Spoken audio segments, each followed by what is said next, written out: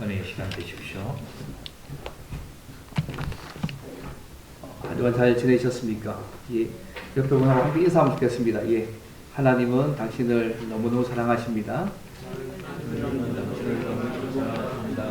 예, 신앙작지사에서 설문조사한 어떤 설교를 가장 부담이 되는 설교냐 할 때 1위가 회개 설교고 2위가 전도 설교고 3위가 헌금 설교인데 오늘 제가 전도 설교하려고 합니다. 그래서 교회들에게 부담되는 설교이지만 동시에 은혜의 통로가 되는 그런 부분이기 때문에 이 말씀을 드리려고 합니다. 최근에 젊은 사람들에게 복음을 전하기 위해서 메타버스라는 거 들어보셨죠? 메타버스 안에서 챗 GPT를 사용해서 또 선교사님이나 또 사람들이 복음을 전하는 것을 제가 봤습니다. 소위 AI에게 이제 복음을 전할 수 있는 어떤 사람을 설정해 놓습니다. 그래서 복음을 잘 전할 수 있는 여러 가지 부분을 설정해 놓고 이제 젊은이들이 메타버스 안에 들어오면 본인이 궁금해하는 복음과 말씀에 대해서 그 메타버스 안에서 AI가 묻는 겁니다. 그 AI 안에 있는 메타버스 안에 있는 전도자입니다. 그러면 모든 질문에 대해서 대답하고 복음을 제시하는. 그래서 한 젊은 영혼이 주께로 돌아오게 하는 뭐 그런 방식의 부분들을 제가 듣고 참 귀하더라고요. 복음의 진리는 바뀌지 않되 복음을 전하는 방식은 시대와 대상에 맞게 계속 변화될 필요가 있구나 하는 생각들을 했습니다. 그래서 잘 활용하면 좀 더 다양한 사람들에게 주의 복음을 더 효과적으로 전할 수 있겠다고 생각을 했습니다. 교회가 이 땅에 존재하는 가장 중요한 목적 중에 하나가 복음을 전파해서 제자 삼는 일 아니겠습니까? 주님께서 제자들에게 마지막 하신 명령이기도 하고 우리 이것을 지상명령, 최고의 명령이라고 말씀을 합니다. 마태복음 28장에 나오는 19절부터 20절에 나오는 모든 족속으로 제자 삼고 아버지와 아들과 성령으로 세례주고 분부한 모든 것을 지키도록 하기 위해서 가르치라고 말씀합니다. 이 일을 할 때에 세상 끝날까지 우리와 함께 하시겠다고 주님께서 마태복음 28장에서 말씀하셨습니다. 그런데 현실적으로 우리의 현장을 보면 복음을 전하는 일이 쉽지 않다는 것을 많이 느낍니다. 특히 사도행전 말씀에 보면서 사도들이 가서 복음을 전파하고 교회를 세우고 제자 삼는 역사들을 사실은 성령의 역사를 기록하고 있는데 특히 이 명령을 수행하는 것이 사람을 변화시키고 시대를 변화시키고 하나님 나라를 세워가게 하는 가장 실질적인 방법이 사실은 복음을 전하는 일입니다. 복음 중에 제자 삼는 일이 가장 큰 부분이죠. 이제 초대 교회부터 지금까지 교회 역사와 세계 역사가 지금도 증명하고 있는 사실입니다. 그래서 오늘 특별하게 사도 바울이 안디옥 교회에서 선교사로 파송을 받고 맨 처음 복음을 전한 구브로에서 복음을 전파한 그 내용과 또 그 복음을 전할 때 주신 하나님의 은혜를 생각하면서 우리가 어떻게 복음을 전해야 되고 복음을 전할 때 어떤 은혜가 주어지는지를 본문의 말씀에 비춰서 함께 좀 생각해 보기를 원합니다. 크게 두 가지입니다. 우리가 어떻게 복음을 전해야 될까요? 첫째, 성령의 보내심에 순종해서 복음을 전하되 접촉점이 쉬운 가까운 사람들에게 먼저 복음을 전해야 합니다. 성령의 보내심에 순종해서 복음을 전하긴 하되 접촉점이 가장 쉬운 가까운 사람들에게 먼저 복음을 전해야 한다는 것이 첫 번째입니다. 이 바울과 바나바는 성령 하나님의 보내심을 받고 안디옥 교회의 파송을 받아서 죄송하지만 그 하민 형제 그 설교 뒤에 하나만 띄워주실래요? 예, 요 그림 일부러 제가 지도가 있어서 놨습니다. 그래서 본문에 가시면 그죠? 안디옥에서 실루기아에서 그다음 그 밑에 섬이 구브로 섬이고요. 앞에가 살라미 섬이고 살라미 지역이고 그다음 바보입니다. 바보가 이렇게 구브로 섬에 있는 시기하면 수도입니다. 그래서 이게 요즘만 보시면 대충 이제 이 구절 나온 부분들 조금 도움될까 싶어서 살짝 띄워놨습니다. 어쨌든 바울과 바나바가요 성령의 보내심 하나님의 보내심을 받고 안디옥 교회 파송을 받아서 실루기라는 도시로 가서 거기서 배를 타고 구브로에 갔습니다. 배 탈 수밖에 없겠죠, 그죠? 지도 보시니까 배밖에 딴 방법이 없죠. 헤엄쳐 갈 수도 없지 않습니까, 그죠? 배 타고 구브로에 갔습니다. 이 구브로가 지중해에 있는 섬입니다. 오늘날 소위 터키 남단의 소위 티르키예죠. 요즘은 티르키를 부르는 티르키아 남단에 자리 잡는 그 키프로스 공화국, 사이프러스 공화국, 영어로 사이프러스라는데 그 공화국이 요 구브로입니다. 근데 이 성령 하나님께서요, 물론 바나바와 바울을 택할 때도 성령 하나님의 인도하시었지, 부르심이었지만 또 보내는 지역조차도 성령 하나님께서 성경 지역조차도 인도에 가시는 모습을 사실은 봅니다. 드디어 딴 것까지 복음을 전하는 이방인 선교가 시작되고 있습니다. 여러분 그 13장 4절 보시면 두 사람이 성령의 보내심을 받아서, 그죠? 실루기로 내려가 거기서 배 타고 부로 갔다고 얘기합니다. 그냥 간 것이 아니고 두 사람이 성령의 보내심을 받아서 성령께서 철저하게 시작하게 하시고 인도에 가신 부분이죠. 그 말씀에 순종해서 가고 있는 모습입니다. 그들은 자신의 뜻과 계획이 아니라 성령 하나님의 보내심과 말씀에 따라서 복음을 전파하기 위해서 가고 있습니다. 이 구브로가요, 지중해 있는 섬 중에 유명한 섬이 시실리 섬, 첫 번째고요. 두 번째가 사르디니아 섬이고, 세 번째로 큰 섬이 구브로 섬이라고 합니다. 면적이요, 우리나라 제주도의 한 2배 정도 되는 섬입니다. 당시에는 로마의 지배 아래 있었던 지역이고, 지중해 무역에서 아주 중요한 거점인 곳입니다. 소위 비너서 신을 섬기는 곳이기도 했습니다. 근데 바울과 바나가 맨 처음에 복음을 전파하기 위해서 구브로를 하기 위해서 보내십니다. 근데 사실 재밌는 것은 이 바나바의 고향이 이곳입니다. 구브로였습니다. 그리고 조카 마가 요한이 수종자로 함께 이 복음 사역에 참여하고 있습니다. 어쨌든 그들은 구브로의 맨 동쪽에 있는 큰 도시 앞에 살라미에 먼저 가서요, 하나님의 말씀을 전파했습니다. 이 살라미가 당시에 이 구브로의 중심 도시 가운데 하나였고요. 지금은 이곳에 바나바의 무덤이 있는 장소이기도 합니다. 그래서 바나바 기념교회가 이곳에 있기도 한데요. 어쨌든 이들이요, 이 도시를 중심으로 합니다. 섬이지만 도시 가서 복음을 전거한 이유가 뭐냐면, 도시에 복음을 전거하면 한 영혼이 받아들였을 때에 파급 영향이 훨씬 더 시골보다 크기 때문에 주로 도시를 중심으로 복음을 전거를 하고 있습니다. 그런데 이 도시에 가서요, 맨 처음 어떻게 복음을 전했냐면, 먼저 유대인들이 많이 모이는 유대회당으로 갔다는 부분이 굉장히 중요합니다. 유대회당은요, 요세포스의 글이나 탈무드에 보면 아마 되게 바벨론 포로 이후에 생겨난 것으로 보통 봅니다. 그래서 그 당시에 곳곳에 회당들이 많이 있었습니다. 유대인들의 공적인 예배와 가르침을 받는 장소였고요. 총회가 열리는 곳이었고, 유대인들의 구심적인 역할을 하는 장소가 이 회당이었습니다.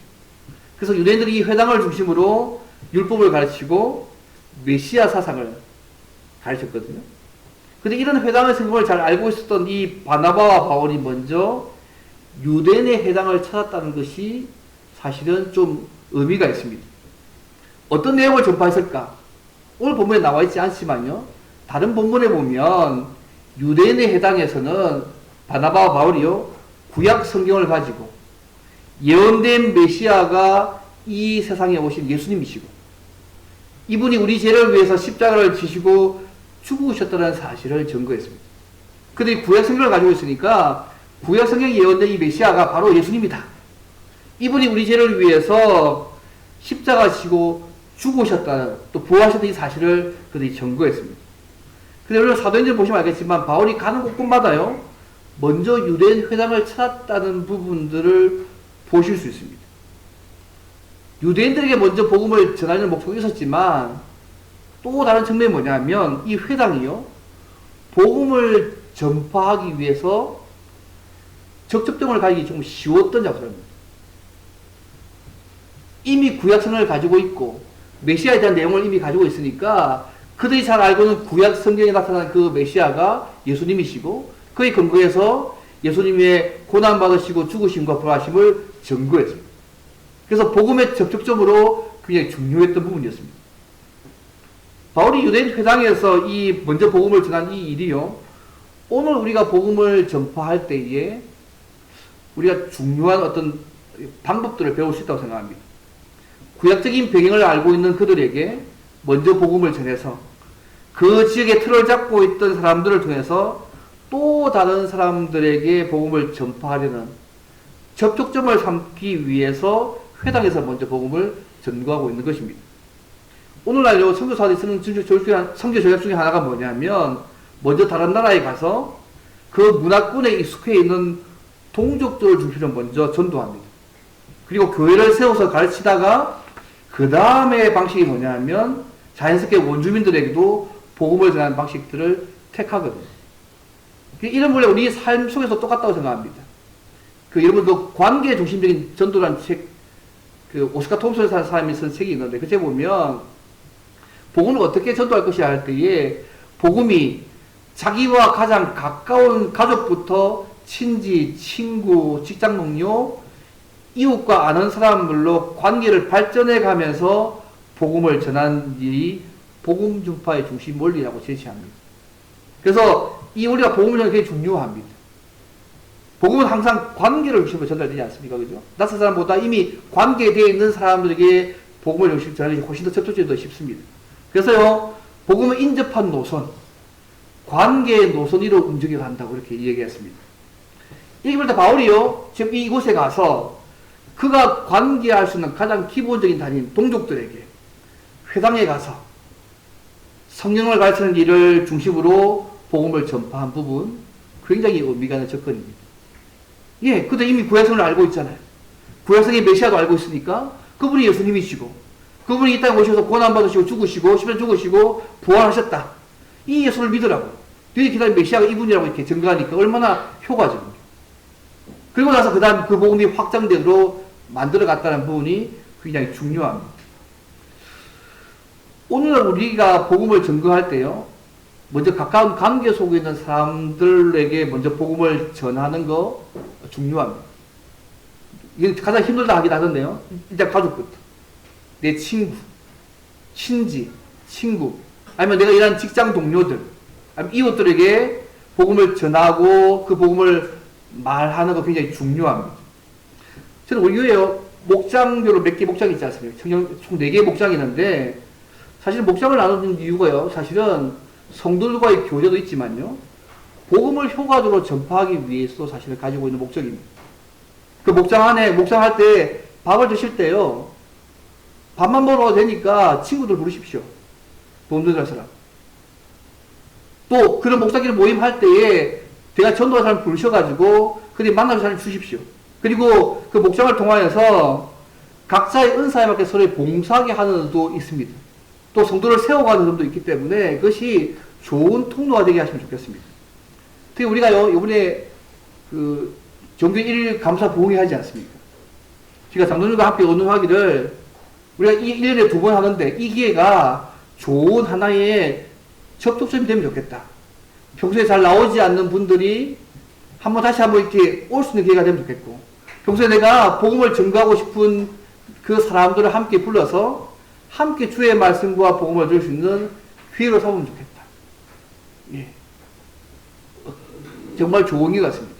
다양한 접촉점을 통해서 그들이 복음을 들을 수 있는 기회를 주는 부분들, 그것이 중요한 것 같습니다. 지금 사도 바울이 했던 방식이 그 방식이거든요. 이미 그가 가까운 동족에게 회당에 가서 주의 복음을 증거해서 예수 그리스도를 증거했던 모습이 오늘 우리가 동일하게 중요할 수 있다고 생각합니다. 그런 장소, 일일 감사 부흥회, 우리의 목장들 모임, 또 여러분이 소수의 어떤 모임 있을 때 그 모임 속에 한 분씩 초대해서, 그죠? 함께, 당장 복음을 안 해도 함께 교제하는 가운데 접촉점을 만들어가는 부분도 필요하다고 생각합니다. 어떤 사랑하는 성도들 여러분, 어쨌든 우리가 주의 일과 복음을 전할 때에 성령 하나님의 보내심에 순종해서 복음을 전해야 합니다. 우리가 복음을 전할 때에 접촉점이 쉬운 우리와 가장 가까운 사람들, 그분이 가족이 되든 친지가 되든 친구가 되든 좋은 관계를 먼저 쭉 유지하십시오. 관계 터뜨리면 그 복음도 전하지 않지 않습니까? 종교를 유지하면서 먼저 그들에게 복음을 전하시기를 바랍니다. 특별히 그분들을 우리의 목장 모임에 모시면 좋겠습니다. 정규 1일 부흥에 초청하셔서 그분들이 복음을 들을 수 있도록 이번 기회에 예를 써보시면 좋겠습니다. 예. 저희 장로님과 의논했는데 예만 쓰면 안 될 것 같아서 예를 많이 쓰면 상금도 준다고 우리가 논의했습니다. 어쨌든 그 기존의 교인들도 불러 모으시고 안 나오는 교인들 모으시고 복음을 전할 분들도 함께 불러 모으셔서 이것이 좋은 은혜의 장이 될 수 있도록 만들어 가시면 좋겠습니다. 하나님은 우리를 구원 역사의 도구로 사용하기를 원하십니다. 우리가 좋은 관계를 유지하면서 복음을 전해야 될 대상이 누구인지 주님께 기도하시면서 인도하심을 구하면 하나님께서 우리가 전도할 사람을 만나게 하시고 교제가 이루도록 도와주시고 그들이 예수 믿고 하나님께로 돌아오는 은혜를 목표하는 기쁨들을 우리의 삶 가운데 맛보게 하실 것입니다.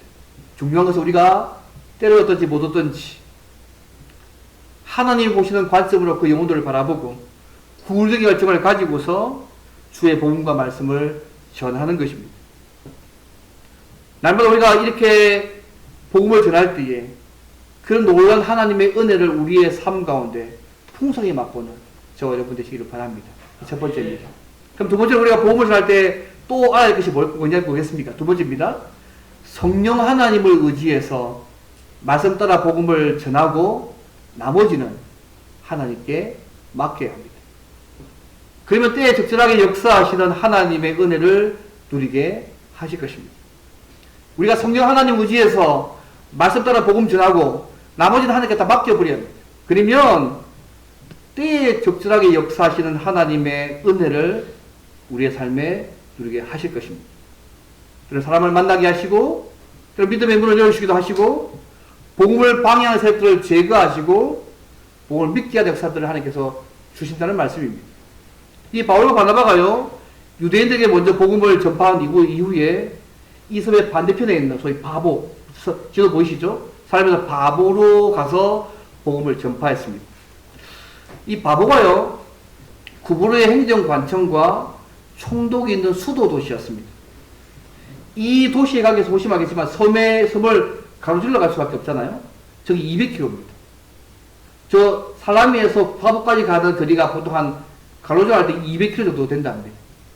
그래서 아마 200km 가면서요 군데 계속 사람을 만나면서 아마 복음을 전하면서 아마 갔을 가능성이 많습니다.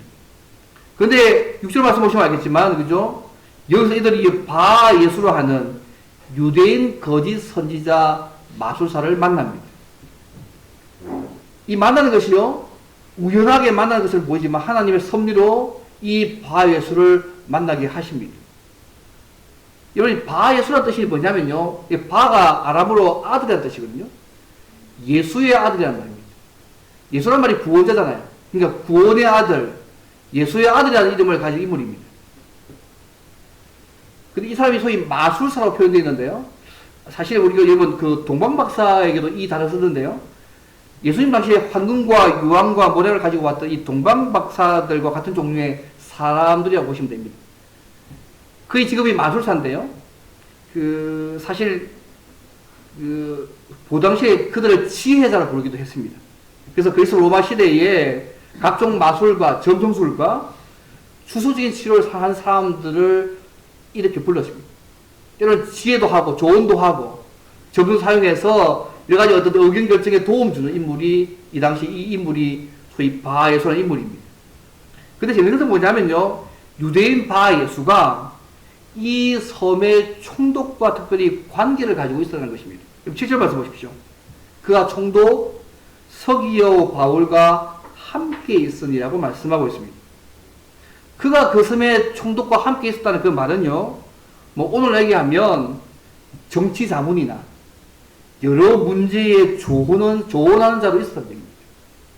이 당시 총독이요, 마술사를 고용하는 관습이 있었습니다. 그래서 어떤 문제를 볼 때에 조언을 받거나 아니면 어떤 정치 자문을 받을 때에 그들의 도움을 꽤 많이 받았습니다.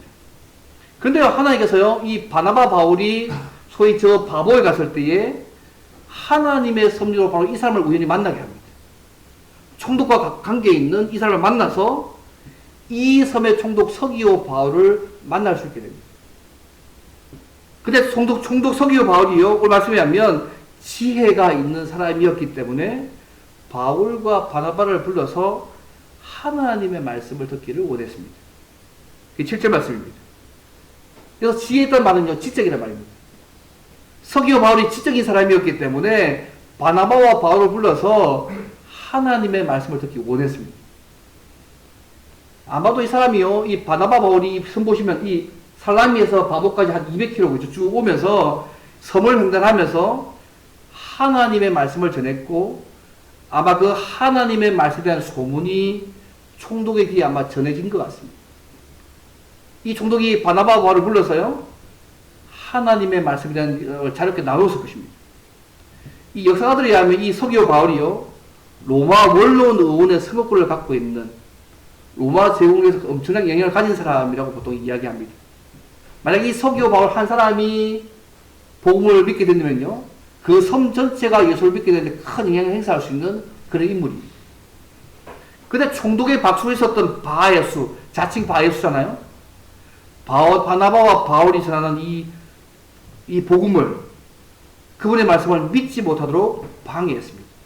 이름은 바예수인데, 그죠? 예수의 아들인데 예수 복음을 반대하고 있습니다. 말씀 못 듣더라. 그래서 8절 말씀을 이렇게 나오잖아요.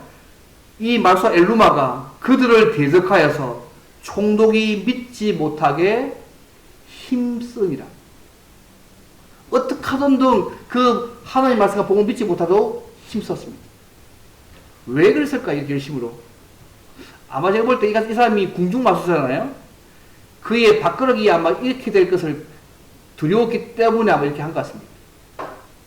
복음을 받아들이면 그가 하는 모든 일 다 소용없잖아요. 점성설 같은 하는 일부들 소용없게 되니까 아마 그의 직책과 그의 특권이 다 사라질 위험성이 있으니까, 소위 쉽게 하면 밥그릇 날아갈 위험이 있으니까 심하게 반대하는 것입니다.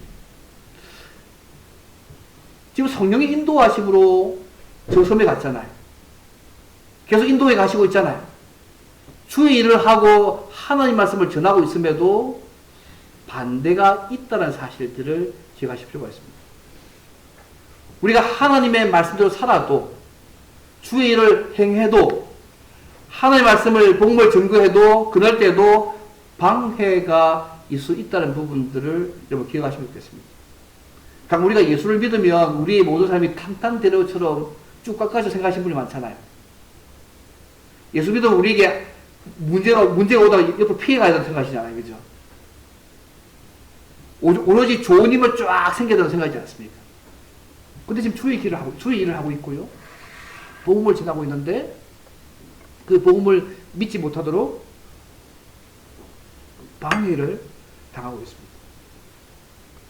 오늘 우리가 주의 말씀대로 살아가더라도, 주의 복음을 열심히 전하고 예수를 쓰더라도 이런 사람을 통한 사탄의 방해가 있을 수도 있다는 사실들을 인정하시고 받아들이실 필요가 있습니다. 이때 바울이요, 하나님의 성령이 충만해서 이 거짓 선지자 엘루마가 총독 서기오 바울이 하나님의 말씀을 듣고자 하는 것을 방해하는 것을 보고 그 자리에서 하나님의 심판을 선언합니다. 그게 10절과 11절 말씀입니다. 거짓과 악행이 가득한 자요, 마귀의 자식이요, 모든 의의 원수요, 주의 바른 길을 굳게를 그치지 아니하겠느냐 하면서, 이제 주의 손이 내 위에, 그죠? 있는데 내가 맹인, 시각장애인이 되어져서 얼마 동안 해를 보지 못할 것이라고 얘기합니다. 주의 손이 내에 있어서 복음을 반대하는 너에게 잠시 동안 시각장애인으로 살게 하겠다고 얘기하고 있습니다. 그렇게 심판을 선포했을 때 그게요, 즉시 안개와 어두움이 그를 덮어서 인도할 사람을 구하게 되었다고 보면 11절에서 말씀을 하고 있습니다. 이렇게 다른 신과 종교를 전하는 사람에게 하나님의 능력을 나타내셔서 그 신의 정체를 드러내면서 하나님이 참된 신이다, 진짜 신이다, 이걸 증명하는 것이 능력 전도거든요. 선교신은 지금도 많이 일어나고 있습니다. 지금까지는 이 바예수가 이 총독 옆에서 주물럭주물럭 했겠지 않습니까? 자기가 믿는 점성술과 여러 가지 모든 걸 써서 했지만, 이제는 복음을 통해서 하나님께서 누가 진짜 참신이심을 이 일을 통해서 하나님께서 하시고 있는 것입니다. 근데요, 오늘 본문에서 보면 이런 바울의 행동이 바울만이 아니라 모든 성도들도 가능하다는 것을 변하기 위해서 그가 성령이 충만했다고 구절 말씀합니다. 바울이 성령이 충만하여서, 바울 자신이 한 것이 아니고 성령이 충만하여서 이 일을 행했다고 본문이 말씀합니다. 쉽게 말하면 성령이 충만하면 누구든지 이 일을 할 수 있다는 말씀을 하고 있습니다. 모든 믿는 자에게 성령 하나님이 눌러앉아 살고 계십니다. 또한 충만함을 있게 할 수 있습니다. 그러면 성령이 도와주시면 우리에게도 하나님께서 필요하시면 이런 역사를 일으켜 주시는 것입니다. 믿으시나요? 지금 복음을 증거하고 있지 않습니까? 복음을 방해하고 있습니다. 복음을 방해하는 그에게 능력 대결을 통해서 하나님만이 참 신이심을 그들에게 증명해 주고 계십니다. 근데 이를 성령이 충만하여서 이 일을 선포했을 때 하나님이 그 일대로 이루어 가시는 은혜의 말씀을 본문이 보고 있습니다. 성령이 충만하여서 스스로 예수의 구아들이라고 하는 자에게 하나님의 심판을 선언했을 때에 그 얼마 동안요? 시각장애인이 되어져서 앞을 보지 못하게 되어졌습니다. 오늘 우리가 복음을 증거할 때에 이런 역사들이요 자주 일어납니다. 그 역사 가운데도 많이 있고요. 제가 예전에 몇 번 말씀드렸지 않습니까? 그 켈스라 트래시라는 사람이 쓴 교회사에 보게 되면 영국의 수도사 보니페이스라는 분의 그런 이야기가 나와 있습니다. 기독교 성교 역사에서 그가 했던 이 복음을 증거함에 있어서 정말 생각할 인물 중에 큰 인물 중 하나거든요. 그가요, 지금 이 사람이 지금 독일의 보헤미아에 있는 헤세에서 들어가서 복음을 전했는데 좀 이교도적인 잘못된 예배가 많이 성행하는 곳이었습니다. 쉽게 말씀드리면 이곳에는요, 참나무, 큰 참나무 한 그루가 있었는데 이 참나무를 우리의 신 토르라고 섬기고 있었습니다. 이 토르가 전쟁과 천둥과 농사의 신이니까 이 신을 잘 참나무 앞에 예배드리면 농사를 잘 되게 해주는 걸 믿었다는 거죠. 사람들이 여기에 절하고 예배드리는 것을 보고 이 사람이요, 이 참나무를 베어버렸습니다. 마을 사람들이 난리가 난 겁니다. 아, 드디어 당신은 죽는다. 이 토르신을 베어버렸으니까 죽을 것이다. 그때 이 사람이 이렇게 얘기합니다. 그가 진짜 참된 신이라면 사람들 너희들보다 먼저 그 신이 나를 죽일 것이다. 맞잖아요. 진짜 신이면. 근데 며칠이 지나도 아무 일도 일어나지 않았습니다. 이 사건 이후에 이 사람들이 헛된 우상을 버리고 개종하고 세례받은 사건이 있습니다. 오늘 우리가 여전히 복음을 증거할 때요, 사탄의 능력과 성령의 능력이 서로 대결을 벌여서 하나님을 믿도록 인도하는 바가 좀 많이 있습니다. 여러분, 무슬림 국가에 하나님께서 때로는요, 환상으로 나타나셔가지고 그들이 예수 믿게 하기도 합니다. 복음 라디오를 들었는데 그 라디오 듣는 그걸 통해서 환상을 보기 위해서 예수 믿게 하고요. 하나님께서 그 주의 복음이 증거되게 하기 위해서 얼마나 놀랍게 지금도 역사하고 있는지 모릅니다. 바울과 바나바가 이 구분에게 이렇게 복음을 전파했을 때에 어떤 일이 벌어진지 보십시오. 회당에서의 결과가 오늘 본문에 나타나 있지 않습니다. 하지만 이 바부에서 바울이 심판을 선언함으로 바예수가 눈이 멀어서 앞이 보지 못한 것을 보고 그 자리에 있었던 그 섬의 총독 서기오 바울이요, 예수님을 구주로 믿었습니다. 그게 12절 말씀입니다. 이에 총독이 그렇게 된 것을 보고 믿으며 주의 가르침을 놀랍게 여깁니다. 이 사건을 통해서 원래 원문에 보면 주의 복음을 믿었다 말씀합니다. 성령 하나님의 능력이 마귀의 능력을 누름으로 통해서 하나님이 참된 신임을 증거하고 복음이 얼마나 능력이 있는지를 그 자리에서 하나님께서 증명해 보이셨습니다. 이 서기오 바울은요, 유대적 배경이 전혀 없는 사람이었습니다. 이방인 고넬료가 최초의 이방인 회심자가 맞긴 하지만요, 교회가 선교사를 파송한 이후에 이방이 회심하게 된 것은 이 사람이 처음입니다. 이 사건을 하나님께서 이 구분호에요, 어떤 변화를 일으키게 할지 짐작할 수 있습니다. 하나님은 특별한 방법으로 섭리하셔서 바예수라는 사람을 만나게 하시고 하나님의 능력을 보이시고 그 섬의 총독 서기오 바울이 복음을 믿게 만드셨습니다. 이 서기오 바울이요, 신약에 이뤘던 개종자 가운데 가장 신분이 높은 사람입니다. 아마 이 구브로 섬의 주의 복음이 확장되기 위해서 하나님이 이런 역사가 필요하신 것 같습니다. 훗날 역사가들이요, 로마에 남아있는 기독교인들의 묘지 비문을 보다가 한 여자 이름을 발견합니다. 세르기아 파울리나라는 이름을 발견하는데요. 그 로마에 남아있는 기독교인 묘지 보다가 여자 이름인데 세르기아 파울리나 이름을 발견했는데 많은 성경학자들이 이 사람의 오늘 본문에 등장하는 총독 서기의 바울이 아마 딸일 것이라고 또 추정합니다. 그 말이 정말 맞다면요, 서기의 바울은 오늘 본문에 나온 이 사건을 통해서 구원을 받았고 그와 온 가족들도 예수 믿고 구원받게 된 것입니다. 오늘날 바예수 마술과 같이 여러가지 마술과 이상한 가르침으로 우리가 복음을 듣지 못하도록 방해하는 세력들이 여러분 많이 있습니다. 세상의 헛된 철학들, 개똥철학 같은 헛된 철학들도 있고요, 이단 사상들, 물질주의, 인본주의 사상, 다양한 많은 것들이 우리 인터넷을 통해서, TV를 통해서, 또 핸드폰을 통해서 우리가 계속 주입되고 있습니다. 그러나 바울이 성령 충만하여서 바 예수에게 하나님의 심판을 선언하심으로 하나님의 능력을 나타내 보여서 구불의 총독 서기오 바울이 믿었던 것처럼 우리가 성령 하나님을 의지하여서 기도함으로 주의 복음을 증거하고 나가면요, 이보다 더 큰 하나님의 능력을 우리의 삶 가운데 하나님은 역사할 수 있는 분이십니다. 그래서 믿지 않는 분들이 믿을 수 있게 만드신 은혜의 역사들이 할 수 있는 분이 우리 하나님이십니다. 물론 우리가 복음을 전할 때 항상 이러한 능력이 나타나는 것은 아닙니다. 하지만 우리가 그분의 말씀을 증거할 때, 복음을 전파할 때에 사람들이 복음 듣고 구원을 얻을 수 있습니다. 왜요? 성령 하나님께서 역사하시기 때문에 그렇습니다. 우리가 복음 전하지만 믿게 하시고 역사하시는 분은 성령 하나님이십니다. 오늘 보면은 우연히 만나게 하시고, 그죠? 그 다음 능력을 보이시고, 그걸 통해서 이 서기오 바울이 예수 믿게 만드시지 않습니까? 복음을 방해하는 악한 세력을 막으시고, 제거하시고, 예수 믿게 만드셨습니다.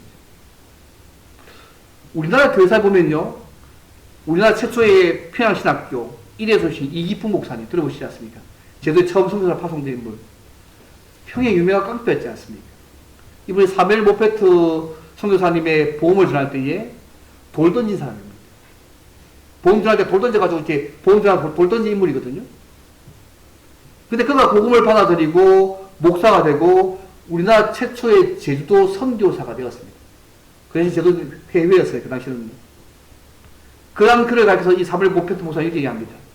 16년 전에 평양 거리에서 나에게 돌을 던졌던 그가 한국 장로교회 최초의 선교사가 되었다. 자기의 자서전에 그렇게 기록합니다. 10년 전에 평양거리에서 나에게 돌을 던졌던 바로 그가 한국 교회 최초의, 장로교 최초의 선교사가 되었다. 이게 하나님의 역사 아니겠습니까? 우리가 주변에서 복음을 전할 때 때로는 남편이, 아내가 가장 걸림돌이 될 수도 있고요. 때로는 시부모나 자녀들이, 직장 동료가 걸림돌이 될 수 있습니다. 또 다른 무엇이 걸림돌이 될 수 있습니다. 하지만 우리가 기도하고 나아갈 때에, 성령 하나님을 의지하고 나아갈 때에 하나님께서 그의 택한 백성들을 믿게 하신다는 사실들을 여러분 기억하시면 좋겠습니다. 때로는 바예수에게 하나님의 능력을 나타내 보여서 총독 서기오 바울을 믿게 했던 것과 똑같이 때로는 초자연적 역사를 우리에게 줄 수도 있습니다. 중요한 것은 우리가 성령 하나님을 의지하여서 때를 얻든지 못 얻든지 복음을 전하는 것입니다. 그것이 더 중요합니다. 저희는 이에서 매주마다 그죠? 이 교회 앞에서 만난 사람들에게 물질 주면서 복음을 전하고 있습니다. 한 번에 한 번 정도 어쨌든 한 줄 정해가지고 목장별로 정해진 구역에서 물질시 나누면서 복음을 전합니다. 동시에 우리 이제 부흥회 할 때 그때 한번 모셔오셔서 또 그런 기회를 만들어 주시면 좋겠습니다. 우리와 관계하고 있는 사람들부터 접촉점을 참여해서 복음을 우리가 전할 수 있습니다. 또 구제하고 지역사회의 봉사함으로 우리가 전도할 수 있습니다. 우리가 해봐도 그렇게 하고 있습니다. 어쨌든 그 중요한 거점이 교회가 되고 우리의 목장이 되고 우리의 가정이 되어지면 좋겠습니다. 이 과정이 정말 중요한 것은 뭐냐면 복음을 전하는 것입니다. 한 사람이 변하는 거, 돈이나 물질적인 삶들을 도우는 문제만으로 되는 것이 아니고 복음만이 그 사람을 바꿀 수 있습니다. 그래서 우리가 해야 될 가장 중요한 일, 교회가 해야 될 가장 중요한 일은 한 사람 한 사람에게 예수님을 전하고, 사람들이 예수님 만나서 제사함 받고 예수님을 주인으로 모시고 성령 하나님의 인도하심을 받는 사람이 되게 하는 것, 그것이 우리가 해야 될 일입니다. 우리 알라 하나교회가 이 지역사회와 이 세상에 주시는 가장 중요한 일차적인 것은 뭐냐면 복음입니다. 우리가 복음을 전할 때에 한 영혼이 우상을 버리고 예수님을 믿고 하나님을 만나고 하나님과 영원히 교제하는 생명을 얻는 은혜를 누릴 수 있습니다. 우리가 전하는 복음이 한 사람을 변화시키고 그 사람에 속한 공동체와 사회와 문화와 그 모든 걸 바꿀 수 있습니다. 그들은 때를 얻든지 못 얻든지 이 복음을 전하는 일에 힘써야 합니다. 동시에 기도하고 인내하면서 복음을 전파해야 합니다. 그래서 복음을 전하는 일, 교회의 가장 중요한 임무입니다. 복음 전에서 지난 3년이 중요한 일입니다. 사실 복음을 전하는 일에는요, 많은 테크닉이 필요하지 않습니다. 그러나 전도의 기술보다 더 중요한 것은 복음에 대한 믿음입니다. 여러분 가운데 사도 바울보다 더 잘 복음 전할 사람이 있습니까? 사도 바울보다 더 탁월하게 뛰어난 기술로 복음 전할 사람 아무도 없을 것입니다.